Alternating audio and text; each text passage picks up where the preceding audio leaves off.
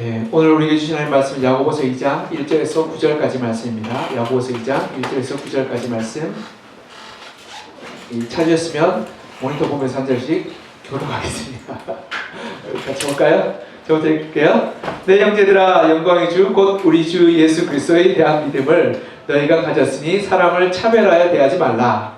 아니 너희는 그가 지키고 아름다운 옷을 입은 사람이 들어오고 또 아름다운 옷을 입은 가난한 사람이 들어올 때 너희가 아름다운 옷을 입은 자를 눈여겨보고 말하되 여기 좋은 자리에 앉으소서 하고 또 가난한 자에게 말하되 너는 거기 서 있든지 내 발등상 아래에 앉으라 하면 너희끼리 서로 차별하여 작은 생각으로 판단하는 자가 되는 것이 아니냐. 내 사랑하는 형제들아, 들을지어다. 하나님이 세상에서 가난한 자를 택하사 믿음에 부유하게 하시고 또 자기를 사랑하는 자들에게 약속하신 나라를 상속으로 받게 하지 아니하셨느냐. 너희는 도리어 가난한 자를 없이는 없도다. 부자는 너희를 억압하며 업성으로 끌고 가지 아니하느냐. 그들은 너희에게 대하여 일컫는 바 그 아름다운 이름을 비방하지 아니하였느냐. 너희가 만일 성경에 기록된 대로 내 이웃 사랑하기를 내 몸과 같이 하라 하신 최고의 법을 지키면 잘하는 것이니라. 함께 읽겠습니다. 만일 너희가 사람을 차별하여 대하면 죄를 짓는 것이니 율법이 너희를 범죄자로 정죄하리라. 아멘. 제가 예전 어느 교회에서 기도회를 인도할 때였어요. 기도회 인도하는데 기도회 하다가 중간에 좀 쉬었어. 지금 화장실 갔다 오고. 근데 어느 사람이 앞에 앉아 있는데 뒤에 있는 사람 앞에 나오더니 몇 마디 이야기하다 다투더니 도시락에서 머리를 때려버렸어요.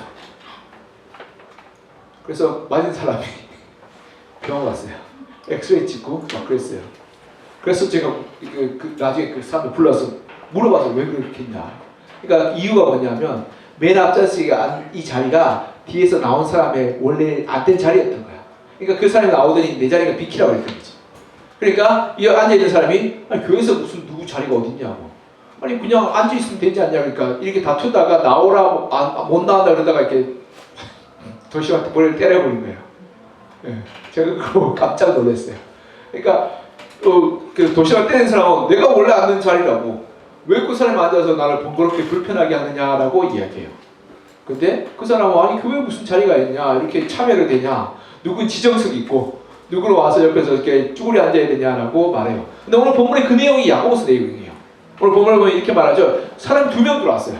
한 명은 부자야. 옷도 잘 입고 이 금가락지에 금목걸이 끼고 돈이 뿜뿜해요. 그러니까 어떻게 해요? 성도에 가더니 좋은 자리 앞에 앉으세요라고 말해요. 근데 한 사람은 또 들어왔더니 어떻게 해요? 가난하고 허름해버렸어. 그러니까 거기 서 있든지 아니면 바닥에 앉든지 앉으라고. 엄청 차별하는 거죠. 그렇죠? 그러니까 야고보 사도가 이 얘기를 듣고 화를 내면서 어떻게 그리스도인 너희들이 이렇게 사람을 차별하느냐라고 말하고 있는 거죠.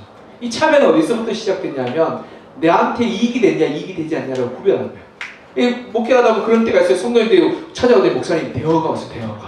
그러니까 대어가 뭐냐고 물어봤더니 이 큰 물고기가 대어라고 그랬어요. 대어가 왔어요. 그러니까 무슨 어떤 사람이 앞에 대어라고 말합니까? 그 사람이 학교도 좋은 대학 나오고 또 사업대에서 돈도 많대요. 우리 교회 왔는데 들러 가겠다는 거예요. 대어가 왔다고.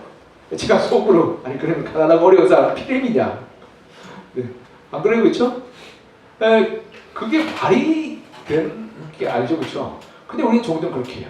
근데 우리는 어릴 때부터 이걸 배워요. 여러분 초등학교 때 엄마들이 물어보는 거 있죠? 학교 가면 옆에 있는 친구 이 호구조사래요. 아빠가 뭐 하는 사람이냐, 아파트는 어디 사냐, 집은 어디 있냐, 차는 뭐 끌고 다니냐, 월급을 얼마 받냐, 공부는 잘하냐. 그 어릴 때부터 물어보죠. 그리고 집이 못 살고 공부 못하면 어떻게 말해요, 엄마가? 사귀지 말라 그래요. 여러분 안경을 갖구나. 여러분은 똑똑하고 외모도 훌륭하고 잘 사니까 안경. 제가 진짜 중학교 들어갔을 때 입학식 때 제 짝이랑 싸웠어요. 옛날 키대로 했거든요. 키대로 쫙 세웠어요. 그래서 옆에 있는 짝과 이게 그런 남자들 팀 이렇게 한번 어깨 치면 이렇게 걔보다 내가 좀 더 세게 해야 돼. 그게 나중에 투닥투닥 하다가 그 엄마가 왔어요. 그 엄마 와서 담임선생을 찾아가더니 얘랑 짝을 바꿔달라. 왜냐면 얘 때문에 공부 못한다. 그래서 진짜 그랬어요. 그리고는 이 선생님이 굉장히 난감한 표정으로 아니 지금 짝이 돼도 어떻게 바꾸겠냐라고 이야기하면서 잘 설득해서 돌려보냈어요. 그리고 한 달 후에 우리는 한 달에 한 번씩 원래고사를 봤어요. 그리고 원래를 국영수 쫙 과학까지 성적 모든 점수를 다 내줬어요. 반평균, 전체 학급 평균, 점수 이게 인권이라는 게 없었어. 그러니까 모든 점수를 한 장에 쫙 다 내줬어요. 딱 받았는데 걔가 21번이고 제가 22번이잖아요. 딱 성적이 나왔더니 걔가 저보다 훨씬 못했어요. 그 다음 주에 그 엄마가 저를 불렀어요. 맛있는 음식을 주면서 친하게 지내라. 그러더라고요. 예, 세상에 차별을 해요, 그렇죠? 그런 것이 일반적이에요. 그런데 오늘 본문을 보면 교회가 차별해서는 안 된다고 얘기해요. 그것은 우상 숭배와 다를 바 없는 거예요. 왜냐하면 나의 이익과 나의 만족을 위해서 사람들을 차별하고 외면하고 배척하는 것은 하나님을 올바르게 섬기지 않는다고 말하는 거예요. 이것이 바로 노골적인 차별이에요. 근데 우리가 기억해야 될 것은 그렇다면 이 차별과 반대되는 성경의 단어가 있는데 뭐냐면 환대예요. 환대. 사람을 환영하고 대접하는 것을 환대라고 해요. 근데 이 환대를 통해서 우리가 하나님의 은혜와 하나님의 그러한 영광과 하나님의 그런 놀라운 그러한 이 법들을 이루어가게 되는 거예요. 그래서 환대는요, 첫 번째 우리가 기억해야 될 환대는 하나님의 은혜를 누리게끔 해줘요. 하나님의 은혜를 따라해볼까요? 환대는 하나님의 은혜를 누리게 합니다. 본문 5절 같이 한번 읽을까요? 5절 시작. 내 사랑하는 형제들아 들을지어다. 하나님이 이 세상에서 가난한 자를 택하사 믿음에 부요하게 하시고 또 자기를 사랑하는 자들에게 약속하신 나라를 상속으로 받게 하지 아니하셨느냐. 아멘. 여기 보면요, 이 초대교회 당시 그리스도인들이 부요한 자, 힘 있는 자도 있었지만 대부분 사람들은 고난당한 자, 환난당한 자, 가난한 자, 슬픔을 당한 자였어요. 근데 사회의 밑바닥이었고 어렵고 공고한 가운데 있는 사람들이죠. 왜냐하면 그들에게 예수 그리스도의 말씀이 소망이었고 능력이었고 부요함이 없기 때문에 그래요.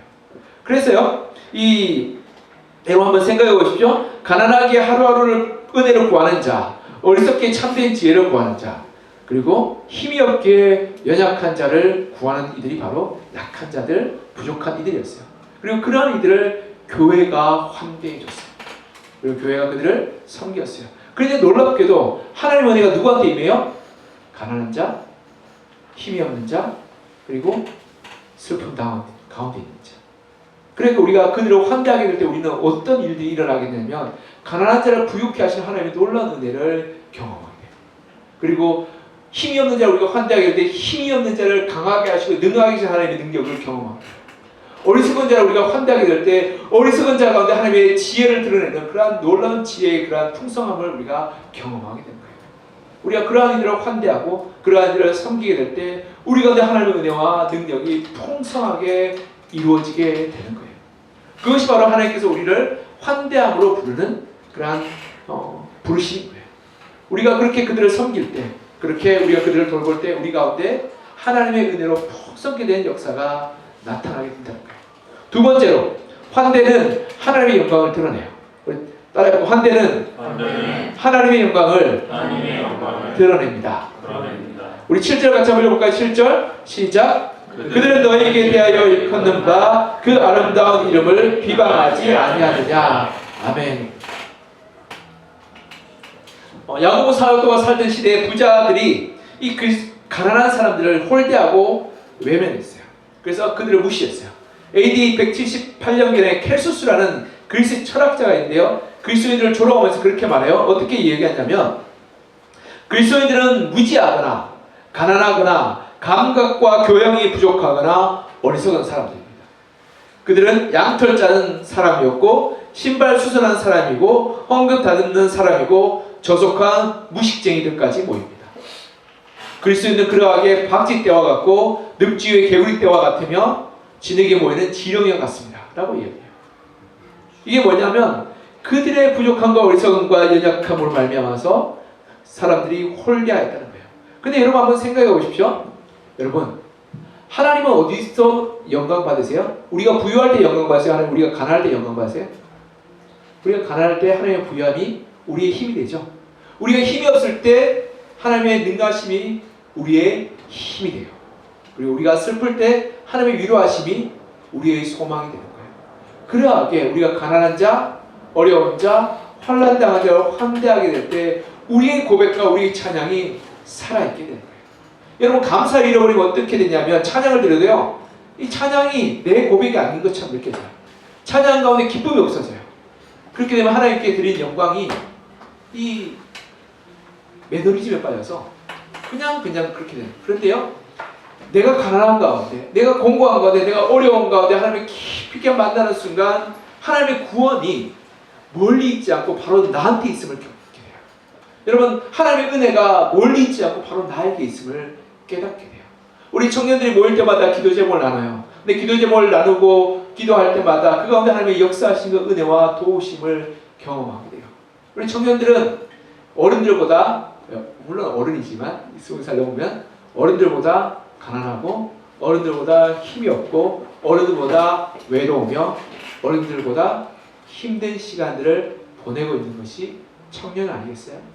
그런데 그런 곳에 하나님의 은혜와 하나님의 임재하심과 하나님의 능력이 임하게 되는 거예요. 그럴 때 우리의 고백이, 우리의 찬양이, 우리의 기도가 진실되게 하나님을 인정하는 기도와 찬양으로 바뀌게 된다는 거예요. 여러분, 청년 때 가난하고 힘들고 어렵고 외롭고 그리고 또한 공고하다고 해서 낙담하거나 절망하지 않았으면 좋겠어요. 왜냐하면 그때 하나님을 깊이 있게 만나는 하나님의 귀한 기회인 거예요. 그래, 그 기회를 잘 사용해서 하나님을 만나게 될 때 우리가 우리 가운데 하나님 이 이름이 높아지는 역사가 일어나게 되는 거예요. 그리고 내가 부유하고 내가 힘이 있고 내가 똑똑하지만 우리 가운데 가난한 자, 어려운 자, 힘든 자가 있게 될 때 그들을 통해서 하나님의 영광을 우리가 고백하게 되는 거예요. 예를 들어서 우린 집이 있어요. 근데 집 없는 누군가가 집이 필요하다 기도할 때 그 가운데 하나님 역사하시면 우리가 함께 기뻐하지 않겠어요? 그렇죠? 누군 직장이 없어요. 직장이 없는 누군가에서 함께 기도하게 될 때, 직장을 뽑게 될 때 그를 통해서 역사하신 하나님 우리가 같이 기뻐하지 않겠어요? 누구 외로워서 죽을 것 같아요. 그런데 그를 통해서 하나님께서 만나게 하시고 인도하시는 그 역사하심을 우리가 경험하게 될 때 하나님이 우리 가운데 얼마나 사랑하신지를 깨닫게 되고 경험하게 되는 역사가 일어나게 되는 거예요. 그럴 때 우리가 하나님의 영광을 우리의 마음 깊은 곳에서 드리고 고백하고 찬양할 수 있는 그런 은혜의 통로가 바로 환대를 통해서 이루어지게 되는 거예요. 그래서 우리 청년부 공동체가 이렇게 많이 환대했으면 좋겠어요. 가난한 자, 어려운 자, 힘든 자를 돌아보고 그리고 환영하고 그리고 배려하는 그러한 청년부 공동체가 되었으면 좋겠어요. 네, 그렇게 될 때 우리 신앙이 굳어지고 성숙하고 그리고 풍성케 되는 역사가 우리 환대를 통해서 나타나게 되는 거예요. 그리고 마지막 세 번째로는요, 환대는 하나님의 말씀과 약속을 완성해요. 따라해볼까요? 환대는 하나님의 말씀과 약속을 완성합니다. 네, 8절 같이 한번 볼까요? 8절 시작. 너희가 만일 성경에 기록된 대로 내 이웃 사랑하기를 내 몸과 같이 하라 하신 최고의 법을 지키면 잘하는 것이거니와. 아멘. 여러분, 하나님의 명령이 있어요. 그 중요한 두 가지 명령인데, 첫 번째로는 위로 하나님을 내 마음과 내 뜻과 내 정성과 내 힘을 다해 사랑하라 하는 첫 번째 명령이고, 두 번째 명령은 내 이웃을 어떻게 하라고요? 내 몸과 같이 사랑하라. 이것이 우리 주님과 우리 하나님의 명령이고 부탁이에요. 그런데 이 부탁과 명령 앞에서 어느 율법학자가 이렇게 물어봐요. 예수님, 그러면 내 이웃이 누구입니까? 누가복음 보면 10장에 보면 이런 이야기가 나와요. 이렇게 제가 읽어드릴게요. 10장 29절에 그 사람이 자기를 옳게 보이려고 예수께 여짜오되 그러면 내 이웃이 누구니까? 그럼 내 이웃이 누굽니까? 내가 누구를 사랑해야 되겠습니까? 라고 묻죠. 이 질문에 대해서 예수님이 이렇게 대답해요. 어떻게 대답하냐면 어느 사람이 예루살렘에서 여리고로 내려가요. 내려가다가 강도를 만나. 강도를 만나서 재물을 다 뺏기고 흔지 두들겨 맞아서 죽을 위기에 빠지게 돼요. 근데 그 길을 레위 제사장과 레위인들이 지나가요. 여러분, 제사장과 레위인들 어떤 사람들이 하나님의 말씀을 누구보다 잘하는 사람이에요. 위로는 하나님을 사랑하고 옆으로는 이웃을 사랑하는 그 말씀을 누구보다도 어릴 때부터 달달달 외우도록 들었던 사람이었어요. 잘하는 사람이었어요. 근데 어떻게 해요? 그냥 스쳐 지나가요. 근데 사마리아 사람, 성경도 모른다 생각하고 하나님도 제대로 예배하지도 못하며 하나님을 알지도 못한다고 여겼던 그 사마리아 사람이 지나가다 그 사람을 만나요. 그 사람을 치료해주고 도와주고 먹이고 입히며 그를 데려다가 여관까지도 인도해줘요. 그리고 그 위에 돈을 주면서 이 사람을 돌보아 주라고 말해요. 그래서 예수님이 물어봐요. 사람들에게. 여기 둘러선 사람들에게. 그렇다면 이 강도받는 자의 이웃이 누가 되겠느냐? 누가 이 강도받는 자의 이웃이 되겠느냐라고 물어보시는 거예요. 여러분 여기 굉장히 큰 차이가 있어요. 율법은 이렇게 말해요. 누가 나 이웃입니까? 라고 물어봤어요. 근데 예수님은 뭐라고 말해요? 누가 이 사람의 이웃이 되겠느냐고 물어봐요. 여러분 이웃이 누가 내가 이웃입니까? 라는 것은 나의 이익과 나의 만족과 나의 기호를 따라 사람을 선택하는 거예요. 근데 이웃이 된다는 것은 그의 필요와 그의 사정과 그의 형편에 따라 내가 되어지는 거예요. 이 차이를 아시겠어요? 여러분 우리 주위에 눈을 들어보면 가난한 자, 어려운 자, 공고한 자, 슬픈 자, 고난 가운데 있는 자가 엄청 많아요. 여러분 청년들 개인적으로 한번 만나서 얘기해보세요. 걱정 없는 사람 한번 손 들어볼까요? 나는 걱정이 없습니다. 나는 미래에 대한 연명 하나도 없습니다. 난 늘 편해서 이대로만 살았으면 좋겠습니다. 행복하죠? 그러나 그렇지 않아요. 그렇죠? 우리가 다 걱정과 염려와 미래에 대한 불안과 고민들이 있어요. 어떻게 하라고요? 그의 이웃이 되어주라.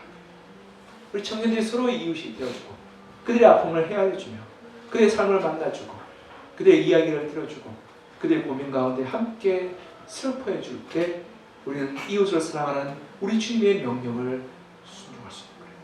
사실은 여기 있는 분들 하나하나가 다 고민과 아픔들이 있을 거예요. 그리고 나이가 많다고 해서 고민과 아픔이 적어지나요? 아니요, 더 늘어나요. 그렇죠, 원일 형제? 이 고민과 아픔과 어려움들이 더 많아요. 더 힘든 것이 많아요. 왜냐하면 나이가 먹으면 먹을수록 더 챙겨야 될 게 많고 돌아봐야 될 게 많고 더 생각해야 될 게 많아요. 왜냐하면 어깨에 짐들이 더 무겁잖아요. 그렇죠? 그러하게 우리가 그들의 이웃이 되어준다는 것, 그들의 마음을 헤아려주고 살펴주고 그리고 이해해주고 함께 울어주고 기도해주는 것, 그것이 우리 주님의 말씀을 순종하는 길이고 그것이 바로 우리가 하나님의 법, 하나님의 약속을 성취하는 길이라고 말씀하고 있는 것입니다. 우리 청년들이 우리 옆에 사람이 이웃이 되어줬으면 좋겠어요. 이웃을 찾는 게 아니라 너 나의 이웃이 되라 이렇게 얘기해. 너 나의 이웃이 되라 이렇게 하는 게 아니라 어떻게 한다고요? 그러니까 그에게 찾아가서 이웃이 되어주는 거예요. 그래서 그의 필요와 그의 마음과 그의 상황을 헤아려 주는 거죠. 그러다가 들릴 때 갑자기 그래서요. 고민 있어? 이렇게 물어보면 무례한 거 알죠, 그렇죠? 그가 필요한 것을 우리가 채워주고 함께 있어주는 거지. 야 빨리 말해, 슬픈 거 뭐야? 이렇게 말하면 그 싸우자는 거죠, 그렇죠? 네, 그게 아니가 아니죠, 그렇죠? 그의 편에서 그가 마음을 열고 그의 아픔과 그의 슬픔과 그의 고난 가운데서 함께 거할 수 있도록 우리가 잠잠히 있어주고 지탱해주는 것이 이웃을 사랑하는 참된 모습인 거예요. 그것을 통해서 하나님의 놀라운 은혜와 하나님의 기적의 역사가 우리 가운데 나타나게 되고요. 그럴 때 하나님 우리가 감격적으로 만나게 되는 것 같아요. 제가 아는 성도님이, 권사님이 남편 쪽 시댁을 전도했어요. 근데 그 중에 한 시댁 식구 남편의 형제 중에 한 명이 이단에 빠졌어요. 여러분 이단에 빠지면 어떻게 되는 줄 아세요? 가진 걸 다 절여내요. 다단계랑 비슷해. 여러분 다단계 빠지면 어떻게 되는지 알죠? 다 데리고 갔다가 다 의상에서 다 친구가 끊어져요. 왜냐하면 다단계 하면 다 그 돈 꼬라박고 찾을 방법이 없거든요. 그러니까 저도 제 친구가 다단계 불러가지고 그 다음부터 연락 안 했어요. 자꾸 부르더라고요. 주일날 가재 거기 가면 하루만 가서 훈련만 받았는데 근데 주일이니까 내가 야 토요일날이나 금요일 가는 거 내가 괜찮다. 그러나 주일날 안 된다. 내가 교회에 나가야겠다. 딴 거 몰라 난 주일은 지켜야 된다 그랬는데 그 친구가 친구 종교 뭐냐? 친구 살리는 셈 치고 한 번만 가자라고 얘기했던 거죠. 네, 친구 살리긴 하지만 난 주일을 못 간다라고 미안하다고 얘기했어요. 그리고 연락이 끊겼어요. 네. 그런 것처럼 거기에 빠지면 인간관계 다 끊어져요. 이단에 빠지니까 그 시댁 식구들, 그러니까 남편의 그쪽 식구가 다 관계가 끊어진 거예요. 근데 그분이 암에 걸렸어요. 그러니까 고통스러운 시간을 보냈던 거죠. 근데 이 권사님이 남편의 시댁 식구는 우리는 알죠? 십자만 들어가도 그쪽으로 쳐다보지도 않고 십자만 들어가도 여러분 알다시피 시금치도 안 먹는 거 아시죠? 네. 그런데 어때요? 그 시댁 식구한테 찾아가서 간병하고 같이 먹고 자고 하면 결과가 좋았어요. 그리고 그 암을 이겨낼 수 있도록 섬겼어요. 그래서 놀랍게도 그 이단에 빠졌던 그분이요 돌아왔어요. 그리고 하나님을 복음으로 돌아오고 그리스도인이 되었어요. 그래서 그 시댁 식구 한 분 한 분이 다 예수 믿는 놀라운 역사들이 일어나게 되었던 거예요. 이것이 환대의 역사고 환대의 이 통로예요. 하나님을 사랑하고 이웃을 사랑한다는 것이 이러한 환대를 통해서 이루어지고 구원과 하나님의 은혜와 회복이 나타나게 돼요. 그로 말미암아서 하나님의 그러한 능력과 위대하심이 나타나는 그러한 감동과 감격의 역사가 우리 가운데 일어나게 되는 거예요. 우리가 정말 이 하나님의 말씀에 순종한다면 누군가 이웃이 되어주었으면 좋겠어요. 내가 이웃을 선택하는 것이 아니라 내가 그의 이웃이 되어주고 그의 마음을 헤아려주며 그렇게 될 때 우리는 내가 가지지 못한 가난한 마음을 갖게 돼서 하나님의 은혜를 더 풍성하게 누리게 되고 그 가운데 역사하신 하나님의 살아계신 우리가 경험하여 우리 찬양과 우리 기도가 실제적으로 풍성한 것으로 가득하게 될 거예요. 이렇게 우리 청년일 때 우리 주위에 있는 사람들의 이웃이 되어주셨으면 좋겠어요. 좌우를 한번 쳐다볼까요? 돌아볼까요? 네, 나의 이웃이 누구입니까? 네, 여러분의 이웃이 바로 그런 사람. 그리고 또한 우리 청년부를 처음 찾고 오래간만에 찾아오는 이들에게 이웃이 되어주고 그들을 환대해주고 반겨주며 그들의 상황과 형편들을 헤아려줄 때 그들이 하나님의 은혜 가운데 나와 함께 예배하고 함께 하나님의 그러한 복을 누리며 함께 감사하는 그러한 풍성한 공동체가 우리 청년부 공동체가 될 거예요. 우리 이 시간 함께 기도했으면 좋겠어요. 우리 눈을 한번 감아볼까요? 우리 주위에 우리가 이웃이 되어야 되는 이들이 누가 있는가? 우리 주위에 좀 얼굴이 갑자기 급격하게 안색이 나빠지는 사람들, 갑자기 피곤해 보이는 사람들, 하품하는 사람 말고 피곤해 보이는 사람들, 그리고 슬픔과 어려움 가운데 있는 사람들, 혹은 방황하고 갈 길을 헤매고 있는 사람들, 그리고 환난과 고난 가운데서 어쩔 줄 몰라 하는 이들이 있어요. 혹시 기억나는 사람이 있다면 하나님 그들의 이웃이 제가 되게 하여 주십시오. 그들을 내가 사랑하게 하시고 그들을 돌보게 하여 주시옵소서. 그들의 편에 서서 하나님의 은혜와 하나님의 사랑을 우리가 가난한 마음, 겸손한 마음으로 구하게 하여 주시옵소서. 하나님의 능력과 하나님의 살아계심을 나타낼 때 그와 함께 하나님을 찬양하고 하나님께 영혼 드리는 믿음을 서게 도와주시옵소서. 이제 우리 같이 좀 기도할까요? 아버지 하나님,